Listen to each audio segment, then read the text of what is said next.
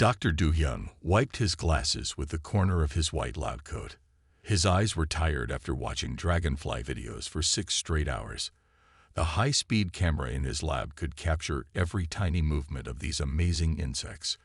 Right now, he was studying how they caught their prey in midair.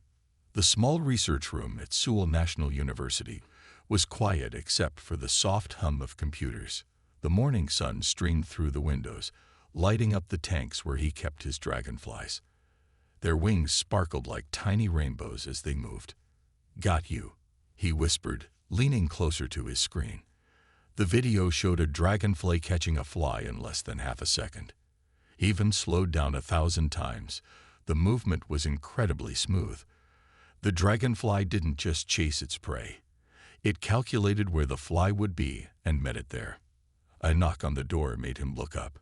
His research assistant, Jae-hyun, stood in the doorway. Her face was pale. "Dr. Do-hyun, you need to see this," she said, her voice shaking. She grabbed the remote and turned on the wall-mounted TV. The news showed something Do-hyun had only seen in movies. 3 huge ships hung in the sky over Seoul. They were shaped like giant silver eggs, each one bigger than the tallest building in the city. People were running through the streets, some pointing phones at the sky, others hurrying to get inside. "They're over every major city," Jae-hyun said. "They appeared 30 minutes ago. No one knows where they came from." Do-hyun stood up slowly, his chair rolling back. "Have they done anything?" "No. They're just waiting." As if answering his question, every screen in the lab, his computer, the TV, even Jae-hyun's phone, suddenly showed the same message. The words appeared in every language on Earth at once. "Greetings, people of Earth. We are the Recon. We come in peace and wish to learn about your world. Your leaders have been contacted. We ask for your calm and cooperation." Do-hyun walked to the window. He could see one of the ships floating over the city. It didn't make a sound. It didn't even disturb the air. His dragonflies kept flying in their tanks, unbothered by the visitors from another world. "Should we go home?" Jae-hyun asked.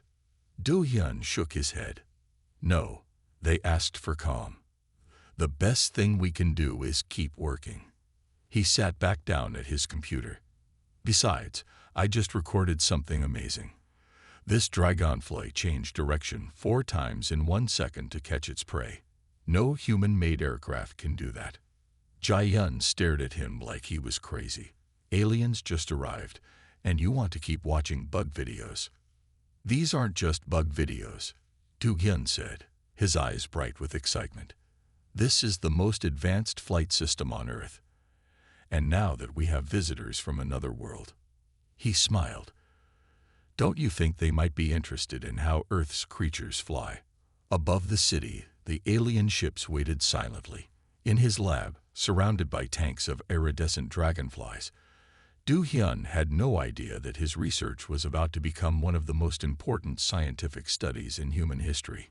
He didn't know that these simple insects he loved would soon change how an advanced alien race saw Earth and its life forms. He just knew that something amazing was about to happen. And for the first time in his life, Do-hyun was glad he had spent so many years studying what others called just bugs. 3 days after the aliens arrived, Captain Ha-won stood nervously in the grand meeting room of the Seoul Science Center. She smoothed down her diplomatic corps uniform for the 10th time. As Earth's representative for this region, she would help guide the alien scientists during their survey of Earth's species. The door slid open with a soft whoosh. 2 Recon entered the room. They were tall and moved with unusual grace. Their skin had a slight bluish tint, and their large eyes seemed to take in everything at once. They wore simple white suits that seemed to flow like water.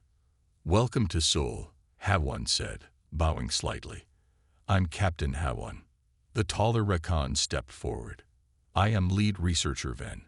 This is my assistant, Ter."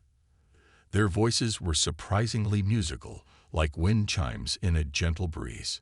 Chief Scientist Nam-gil hurried into the room, carrying several tablet computers. His gray hair was messy, and his glasses sat crooked on his nose. "I'm so sorry I'm late. Traffic was terrible. Everyone's still stopping to look at your ships." He handed tablets to everyone in the room. "These contain our initial species catalog." Ven touched the screen gently.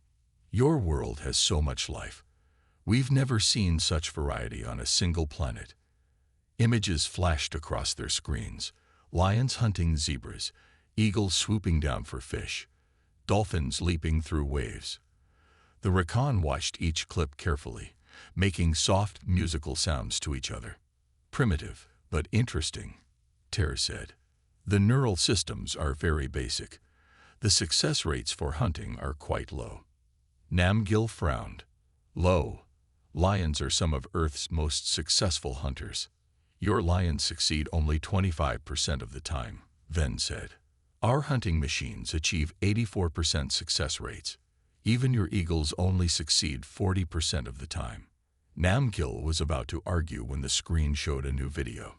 It was from Dr. Duhyun's lab, a dragonfly hunting sequence. The insect zipped across the screen, making lightning-fast turns before catching its prey. The Rakan fell silent. "There must be an error in the recording," Ter said, tapping the screen. "No natural creature can change direction that quickly." "The recording is correct," Namgil said, unable to hide his smile. "That's a common dragonfly. Would you like to see more?" Ven's large eyes blinked rapidly. "You say this is common?" "Oh yes, we have them everywhere. Dr. Duhyun has been studying them for years. Their hunting success rate is around 95%. The Rakan looked at each other. Their musical language filled the room with quick, sharp notes that sounded almost like alarm bells. "Captain Hawon," Ven said slowly, "we would very much like to meet this Dr. Duhyun." "Of course," Hawon said. "But may I ask why you're so interested in dragonflies? Surely we have more impressive creatures to show you." Ter's voice was very quiet. "Captain, we have visited 57 worlds. We have studied thousands of species. We have never seen any natural creature achieve such precision in flight and hunting. Never." Namgil's tablet showed another clip of a dragonfly catching its prey. The Rakan watched it over and over, their musical language growing more complex with each viewing. In that moment, though nobody in the room knew it yet, humanity's place in the galaxy changed forever. It wasn't their technology or their cities that impressed the aliens. It was a small, iridescent insect that humans had lived alongside for millions of years, never realizing they were sharing their world with one of the most sophisticated hunting machines in the galaxy. Dr. Duhyun's laboratory was crowded now. Jai Yun had cleared away some of the boxes and old equipment to make room for their visitors, but the space still felt too small for so many people. The Rakan had to bend their tall bodies slightly to avoid hitting the ceiling. "Please watch carefully," Duhyun said, pointing to the largest dragonfly tank. Inside, several blue-winged dragonflies flew around, their wings catching the morning light. "We're going to release some fruit flies into the tank." The Rakan military observer, who called himself Krell, held up a strange silver device. "This will record everything in extreme detail," he said. His voice was deeper than the other Rakans, more like distant thunder than wind chimes. Jai Yun pressed a button, and a small door in the tank opened. A cloud of fruit flies entered the space. The reaction was immediate. The dragonflies moved so fast that human eyes could barely follow them. But on the big screen on the wall, Duhyun's high-speed cameras showed every detail. The dragonflies didn't just fly straight at their prey. They calculated exactly where the fruit flies would be, adjusted their position in midair, and caught them with perfect precision. "Remarkable," Krell said. He looked at his silver device. Each attack took less than half a second. "The success rate is, this can't be correct." 95%, Duhyun said proudly. "Sometimes even higher. Would you like to see it again?" Krell made a sound like rolling thunder. More Rakan entered the room, their musical language filling the air with urgent notes. They brought in more devices, setting them up around the tank. Our best military drones have an 84% success rate in perfect conditions, Krell said. These insects are achieving better results in a chaotic environment, with moving air currents and multiple targets. Jia-Yun spoke up from her corner. Dr. Du-hyun discovered something else interesting about their hunting. She pressed some keys on her computer, and new images appeared on the screen. The dragonflies don't just chase their prey. They predict where their target will try to escape to. They plan ahead. The Rakan gathered around the screen, their large eyes reflecting the images. They watched as the data showed how dragonflies calculated different possible escape routes and positioned themselves to block them all. This is not just hunting, Krell said. This is strategy. Your insects are thinking in 4 dimensions, processing space and time together. He turned to Du-hyun. How long have you been studying them? 7 years, Du-hyun answered. But dragonflies have been hunting like this for over 300 million years. The room fell silent. Even the usual musical sounds of Rakan language stopped. 300 million years, Krell repeated slowly. Your planet has been perfecting this hunting system since before your species existed. He looked at the dragonflies again, watching them zip through the air with deadly grace. We have been in space for 1,000 years, and we never imagined, never thought to look at such small creatures for inspiration. Do-hyun smiled. Sometimes the smallest things can teach us the biggest lessons. He reached for the button to release more fruit flies. Would you like to see it again? The Rakan moved closer to the tank, their devices ready. In that small university laboratory, surrounded by humming computers and tanks full of insects, 2 very different species were about to learn something important. Greatness could come in any size, and Earth still had many secrets to share with the galaxy. General Sunwoo sat at the head of the long table in the Korean Armed Forces headquarters. The morning sun streamed through bulletproof windows, lighting up the worried faces around him. On one side sat Earth's military leaders. On the other side sat the Rakan, their blue skins seeming to glow in the sunlight. Let me understand this clearly, Sunwoo said, looking at the hologram floating above the table. It showed a dragonfly catching its prey in slow motion. You're saying these insects are better at aerial combat than your military ships? The Rakan military attaché, Krell, nodded. Our best combat drones achieve 84% accuracy. These dragonflies achieve 95%. But that's not the most important part. Dr. Yoon-hee, the military's top expert in biomechanics, stepped forward. She pointed to the hologram. Look at how the dragonfly moves. It's not just about hitting the target.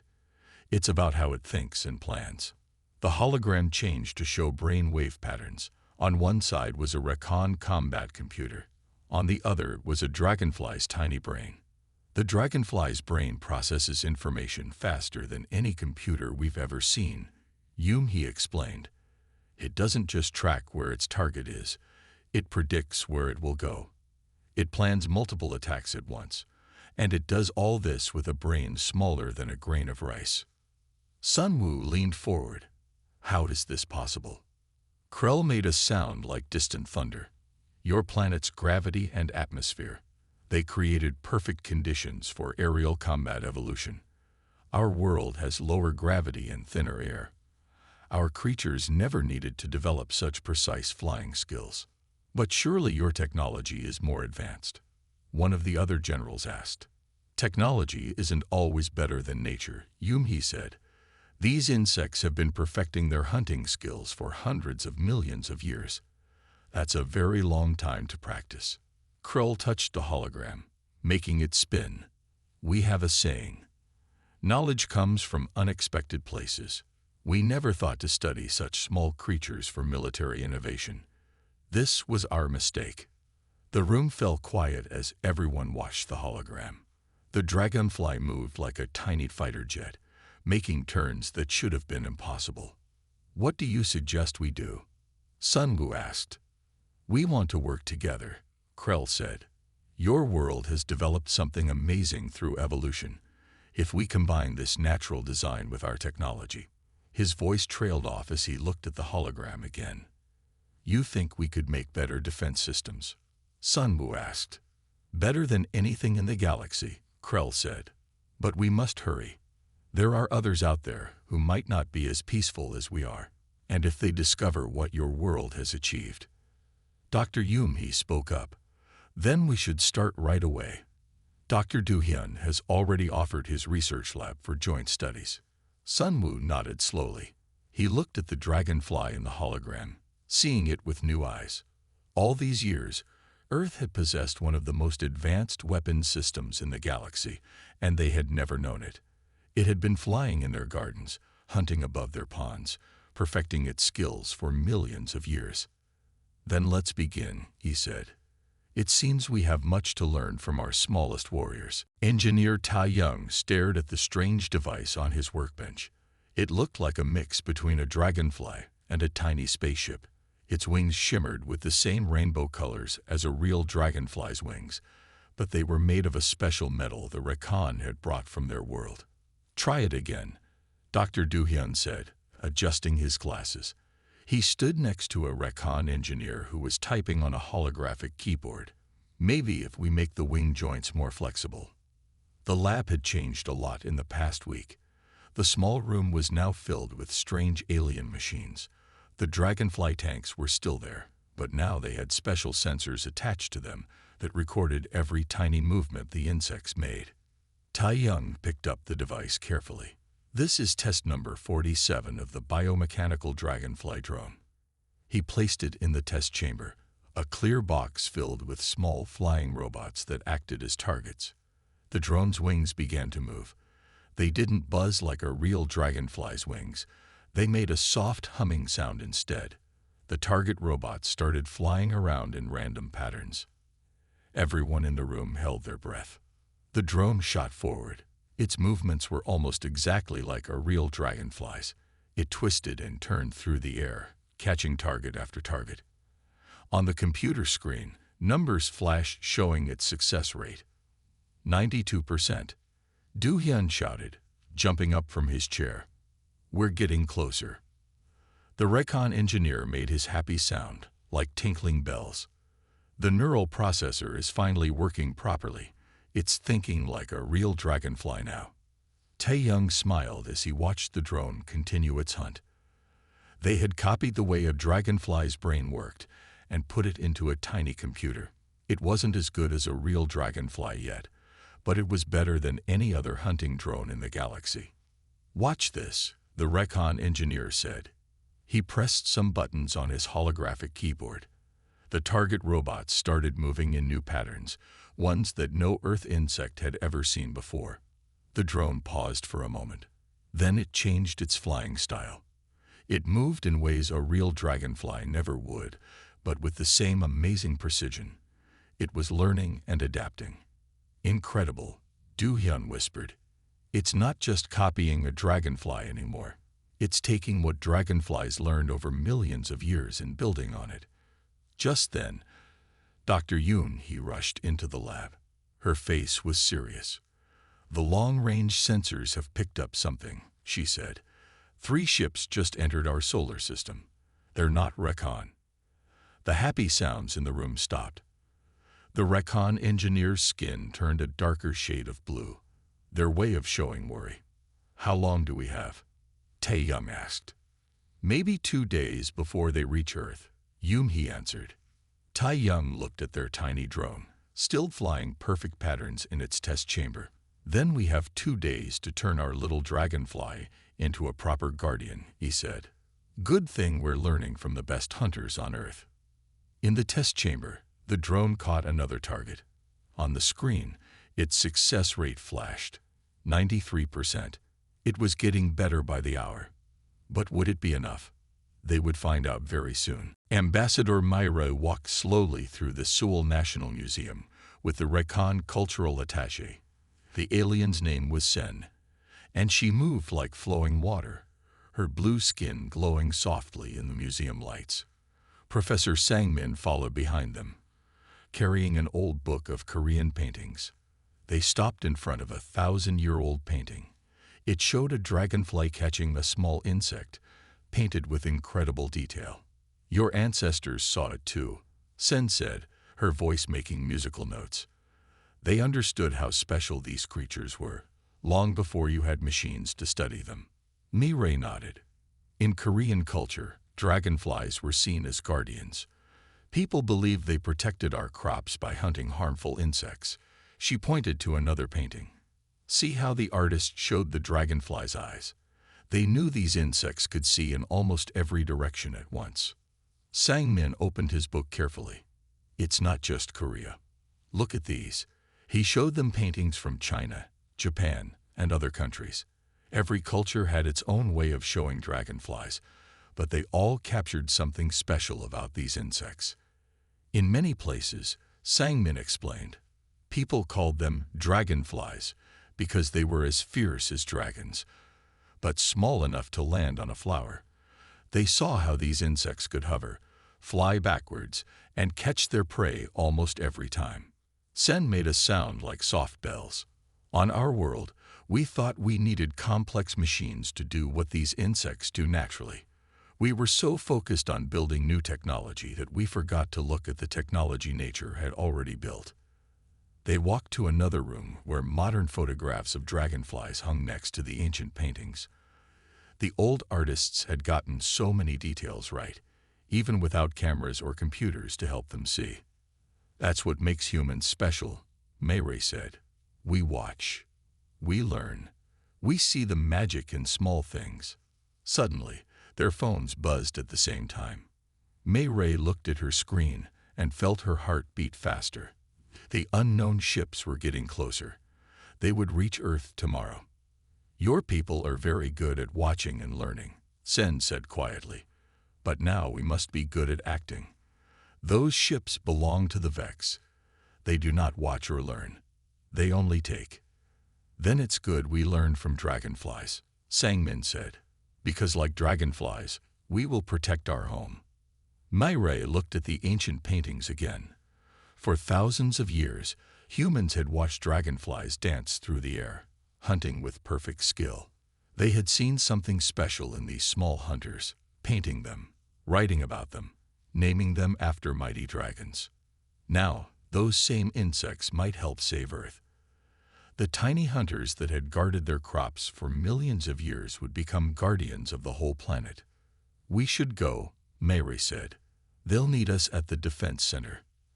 As they left the museum, Mireille looked back at the paintings one last time.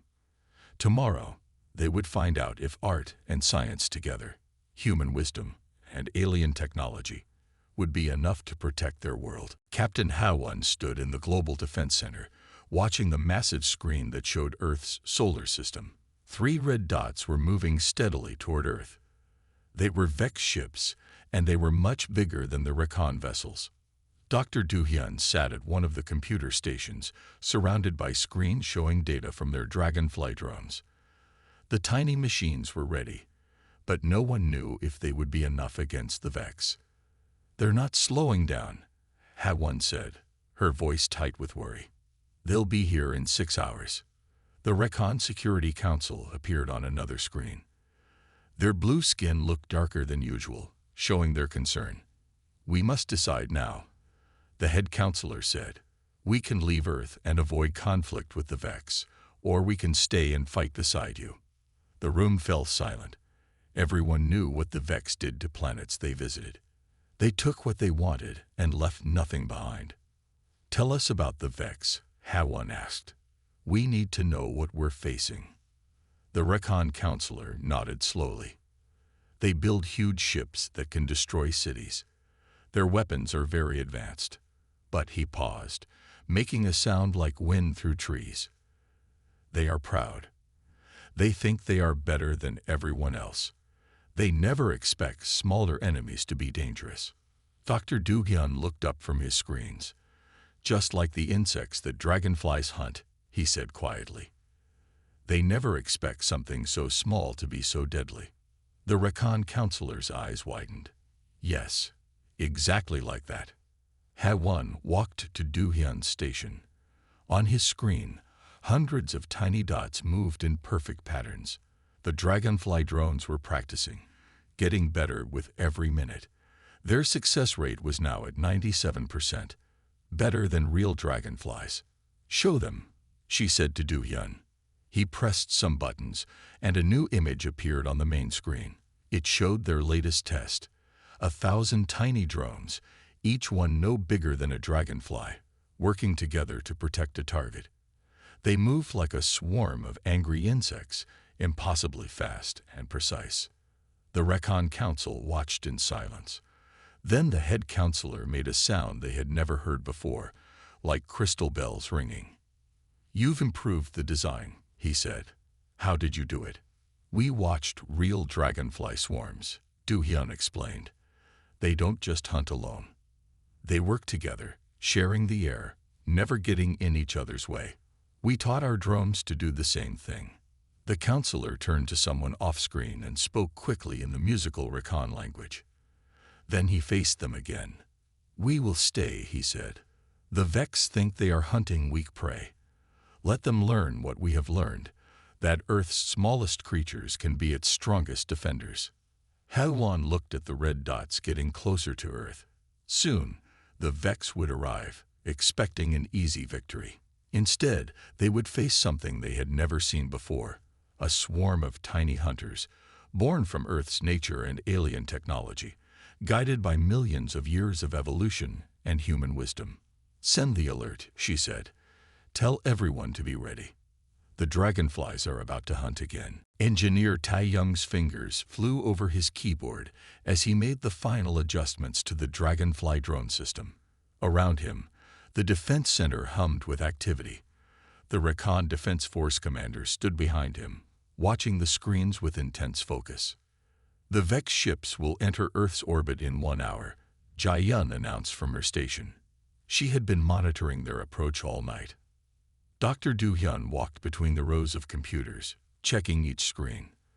The Dragonfly drones were now spread around the planet, hidden in clouds and waiting. There were millions of them, each one smaller than a human hand, but deadlier than any fighter jet. "Show me the new attack pattern," the Recon commander said. His voice rumbled like distant thunder. Tae-young pressed a button, and a simulation appeared on the main screen. It showed how the drones would work together, just like real dragonflies hunting in a swarm. But these machines could do something natural dragonflies never could. They could share information instantly. When one drone spots a weakness, Tae-young explained, all of them will know about it immediately. They learn and adapt as a group. The commander made an approving sound. "The Vex expect to find primitive weapons," he said. "They don't know that Earth's nature has been perfecting its weapons for millions of years." Just then, Dr. Do-hyun noticed something on one of the screens. "Look at this," he said, pointing to a graph. "The drones are creating new hunting patterns we didn't program. They're learning from each other, just like real insects in a swarm." Jae-yun zoomed in on one group of drones. They were moving in beautiful, complex patterns that looked like dancing, but every movement had a purpose. They were practicing, getting ready for the real fight. "The success rate is now 98%, Tae-young said with pride. "Better than any natural dragonfly or machine in history." The Recon commander touched a strange device on his wrist. "Our ships are in position," he said. "We will guard Earth's atmosphere. Your dragonfly drones will be our hunters." Dr. Do-hyun walked to the main window. The sun was rising, painting the sky in beautiful colors. Somewhere up there, real dragonflies were waking up, getting ready for their morning hunt. They had no idea that machines based on their design were about to defend the whole planet.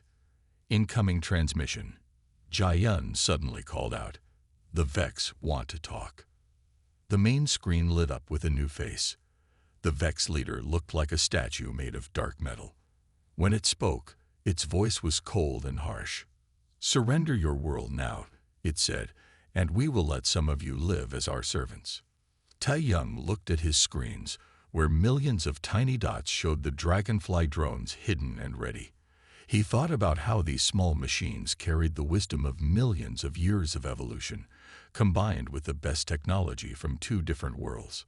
Perhaps, the Recon commander said to the Vex, "You should look up Earth's history. Even your scanners must show you the small flying creatures we call dragonflies. Learn about them quickly. You're about to meet their children. The morning sun lit up the sky as the three massive Vex ships entered Earth's atmosphere. They were huge black shapes that blocked out the light, each one bigger than a city. On Earth's surface, millions of people watched their screens, holding their breath. In the defense center, Dr. Do-hyun looked at Captain Ha-won. She nodded once and pressed the button that would launch their defense. At first, nothing seemed to happen. The Vex ships moved closer, their weapons beginning to glow. Then someone in the control room gasped and pointed at the main screen. The clouds around the Vex ships were moving strangely. What looked like normal morning mist was actually millions of tiny shapes rising up. The Dragonfly drones caught the sunlight on their wings, creating rainbow colors in the sky. "What is this?" the Vex leader demanded over the communication channel. "You send insects to fight us." Engineer Tae-young smiled as he watched his screens. The drones were moving exactly as planned, forming perfect hunting patterns around the huge ships. Each drone was sending data to all the others, creating a living network of hunters. The Vex ships fired their weapons, but the beams passed harmlessly through empty air. The drones moved too fast to hit, just like real dragonflies dodging raindrops. They had learned their hunting skills from creatures that had been perfecting their techniques for hundreds of millions of years. "Impossible," the Vex leader shouted as the first swarm of drones reached his ship. The tiny machines found every weak spot, every joint, every sensor. They moved with the deadly precision of Earth's most successful hunter, striking with perfect accuracy. The Recon commander watched in amazement. "They're achieving 99% success rates now," he said. "They're still learning, still getting better." The Vex ships tried to fight back, but their weapons were designed to hit large targets, not tiny, fast-moving hunters that could think and plan and work together. It was like trying to shoot down a cloud of mist. Within an hour, all three Vex ships had retreated from Earth's atmosphere, their sensors damaged, their weapons useless against such small, quick enemies. The Dragonfly drones followed them to the edge of space, making sure they left. In the defense center, everyone was quiet for a moment. Then cheers filled the room. Dr. Do-hyun hugged Jae-yun, while Tae-young sat back in his chair with a huge smile. Captain Ha-won turned to the Recon commander. "Thank you for staying to help us," she said. The commander made a sound like gentle bells. "We learned something important today," he said. "Your world taught us that great power can come in small packages. That nature's wisdom is sometimes greater than any technology." Later that evening, Dr. Do-hyun stood in his laboratory, watching real dragonflies fly in their tanks. The tiny insects continued their hunts just as they had for millions of years, unaware that they had just helped save the planet. "You know what's funny?" he said to Jae-yun as she fed the dragonflies. "All this time, we thought we needed to build bigger and stronger weapons. But the best defender of Earth was right here in our gardens, showing us how it's done." Outside the lab, the sun was setting. Around the world, real dragonflies were ending their day of hunting. Above them, their mechanical children kept watch over the planet, ready to protect their home with the perfect precision that only Earth's greatest hunters could achieve.